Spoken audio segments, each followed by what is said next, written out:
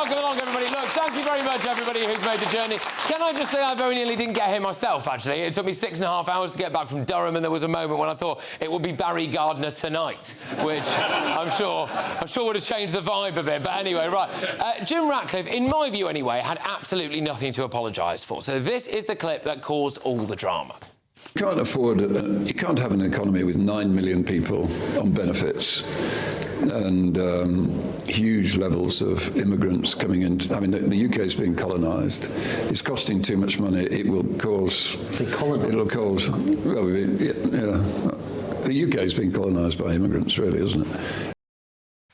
OK, all right. Well, obviously he used the word colonised, which is the point that people are making. But this week, an Afghan illegal migrant was found guilty of raping a 12-year-old girl, and 2 Tunisian migrants were jailed for trying to kill literally as many people as possible in Manchester.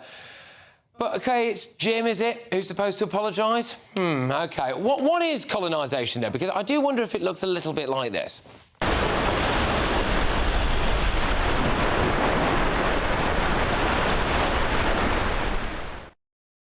I mean, is it the deliberate invasion of Britain? Keir Starmer put out a social media post about Jim Ratcliffe's comments straight away. There it is. He says, look, obviously, he's got to apologise. He should apologise. Apparently, they know each other quite well.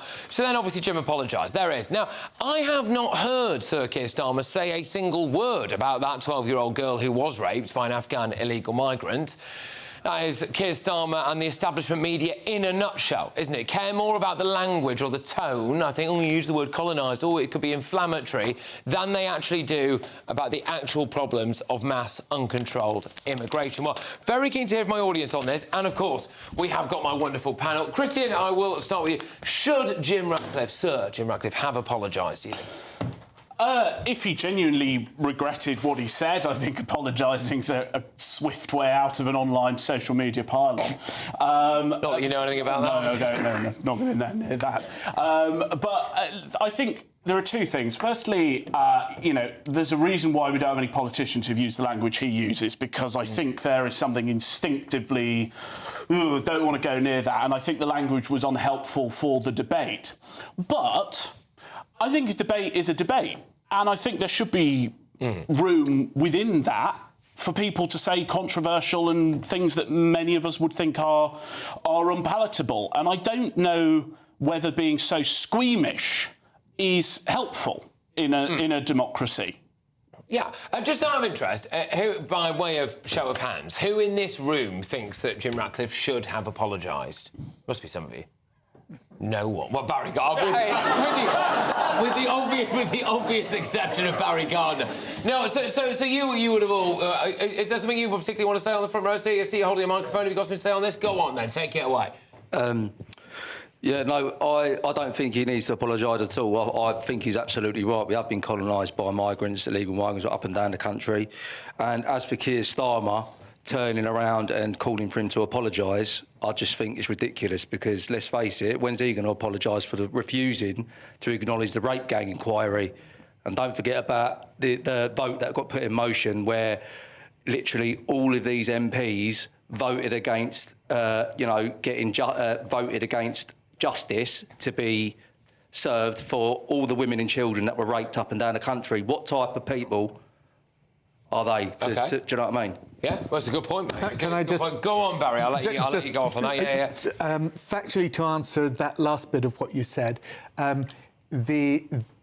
technically in Parliament it was an amendment put by the opposition, which, if it had been voted for, the whole thing would have fallen, including those aspects which were protecting children in the legislation. And that's why it was voted against. It was spun in that way, exactly as you've said, as if we were voting against something that seemed the right thing to do. But actually what would have happened, because of the way in which Parliament operates, it would have actually defeated all of the things which contained the the reviews. OK, yeah, but let's have it right. It's not a technique the Labour Party ever used when you were in opposition to get some easy hits. It's a standard parliamentary trick to try and get the government on the wrong foot. But as I say to you, the reason it was voted against was because it would have destroyed some of the really... That's a cop-out. That's a cop-out. It's not a cop-out, actually. It is, because if it was one of their kids... if you are going to talk, use the microphone. All right, OK, fine. No, fair enough. Well, what you said, it's all right, mate. What you said was if it was one of their kids, they would probably behave differently. And I think that is a common view, actually. Right, OK, let's just drag it back a little bit to this idea that Jim Ratcliffe maybe didn't have to apologise. Christos, should he have apologised? Look, I think he made a good point, but he made it in a dreadful way. He made it in a really bad way, because the word colonise means to take over a state by force, right? Yeah. Now, if we've been colonised, the people who have facilitated us being colonised are our politicians of the last 30 years. They have allowed people to come here without... Why are you laughing at me? You're laughing. Is it... Every time your phone connects to public Wi-Fi, anyone nearby could snoop on what you're doing. Hackers can steal your information, passwords, photos, and bank details in just seconds. ExpressVPN encrypts your connection, making it virtually impossible for hackers to access your personal information. ExpressVPN is so easy to use. With just one click of a button, you're protected. Streaming, banking, or shopping, you can switch between high-speed servers worldwide in seconds, and your connection never slows down. Click the link in the description or scan the QR code to get up to 75% off, plus 4 extra months free, all backed by a 30-day money-back guarantee. Protect your online life today.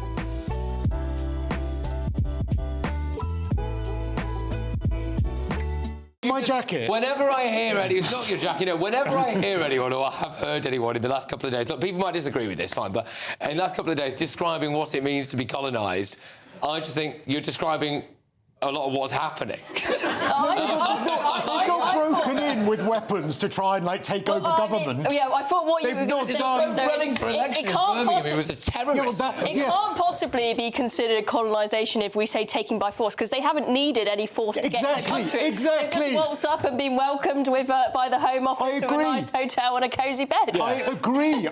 So if anyone has been facilitating people coming in, they've been welcomed. They've had an open door. That's not colonisation. That is being welcomed. That's like saying I colonise Sainsbury's when I do my shopping.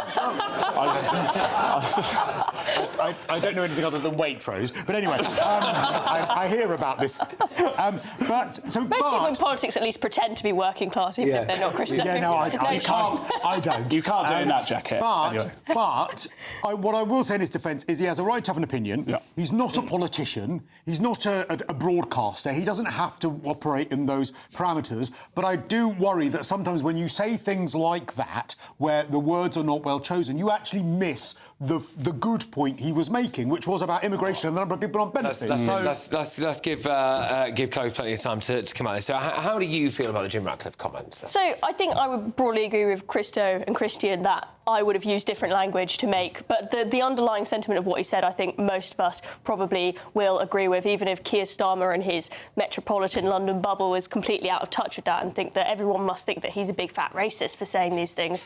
In terms of should he have apologised, I think I quite like the way he dealt with it. And rather than saying, I take back everything I said, I made a mistake, he said, sorry if I upset anyone with the language that I used, which I think was probably isn't an apology. Exactly, which I thought was a bit sarcastic. It's like, OK, we gave Starmer what he wanted, but actually I stand by what I said, even if I would have done it with different words. I'm very glad you've said that, because it was reported, last night, that he has apologised. Obviously, I've said he's apologised. Well, technically he has, but it's kind of like sorry, not sorry, isn't it? Yeah. Really? I'm sorry you were offended. I've tried that technique with Emily a couple of times. And I'm really sorry that you had a problem with what I did. And you're still not living at home, are you? Not again, no. Not the night in the Premier Inn. So there we go. But yes, OK, but fundamentally, you're not sure he hadn't that much to apologise for?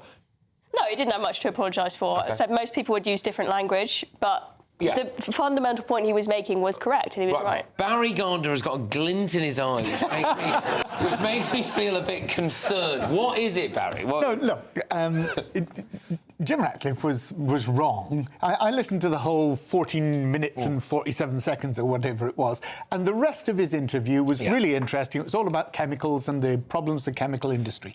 But he was wrong on a number of points. He said that immigration in this country had gone up from 58 million to 70 million in the past 5 years.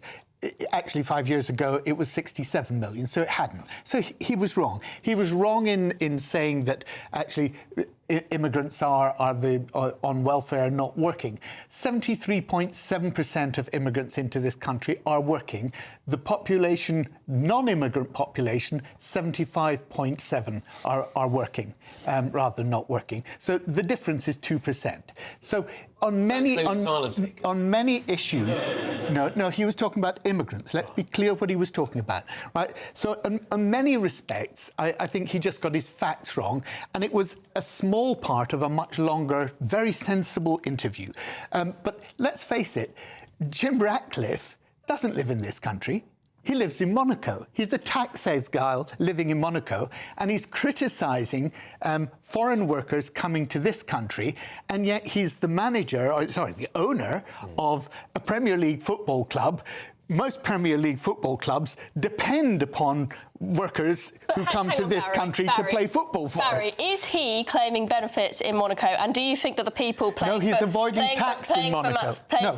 He's not claiming benefits in Monaco. He's avoiding tax in Monaco. Well, I think it's a good idea. And the point I think it's a good idea to listen and learn some lessons from the people who have felt so squeezed by the crazy high tax in this country that they've felt the need to leave. The kind of people that create businesses and jobs in this country, if they've left, we should listen to them and find out why they're going.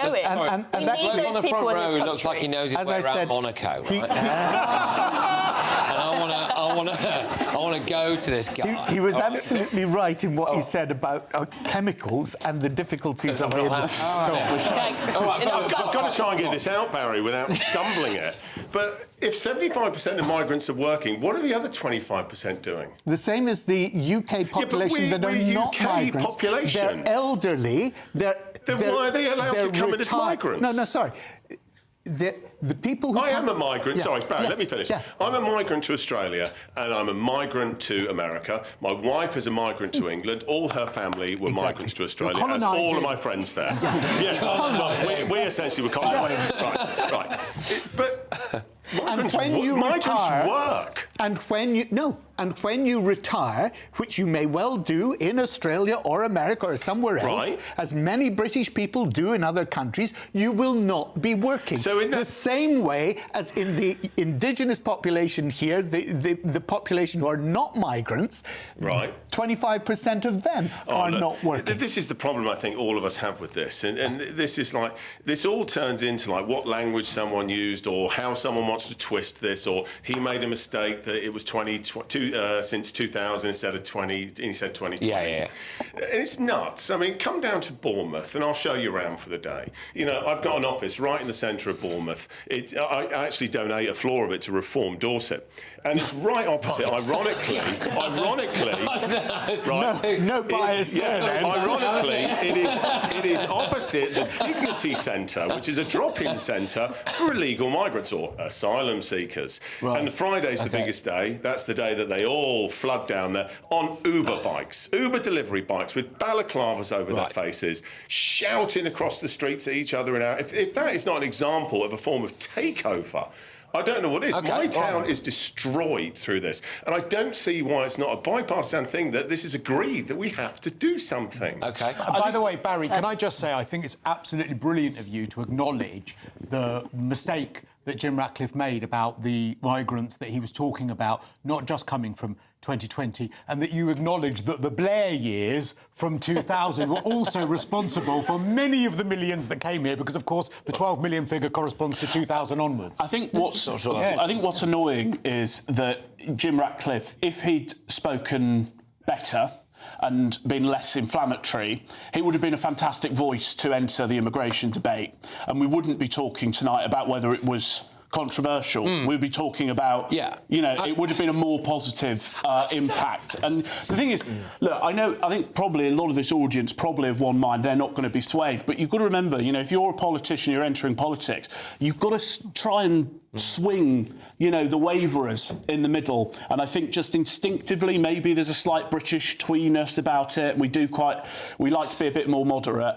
I don't think his intervention will have actually helped swing the dial in the way that he may have wanted to. But I also equally think that those calling him out also are not helping reach those people in the margin, right? People like Keir Starmer and everyone on the left that come out saying, oh, he's a huge racist, he must apologise. That's also not helping and not speaking to voters either. To say, yes, he had a point, he should apologise for his language, they might say, but we need to address these issues that so many people across the UK, his point resonated with. That would be great, but Keir Starmer doesn't want to almost like he was making a point about an island of strangers, wasn't it? Yes, what happens to that? I know. That was hilarious, actually, because he said that we were an island of strangers. Then he said, actually, sorry, I didn't write the speech and I'd not even read it before I said it out loud. Forensic. Maybe Jim Ratcliffe should have quoted Enoch Powell like Keir Starmer and then he'd have been fine. Yeah. Because that's why he apologised. He went, oh, God, I've made a speech and I've accidentally invoked Enoch Powell.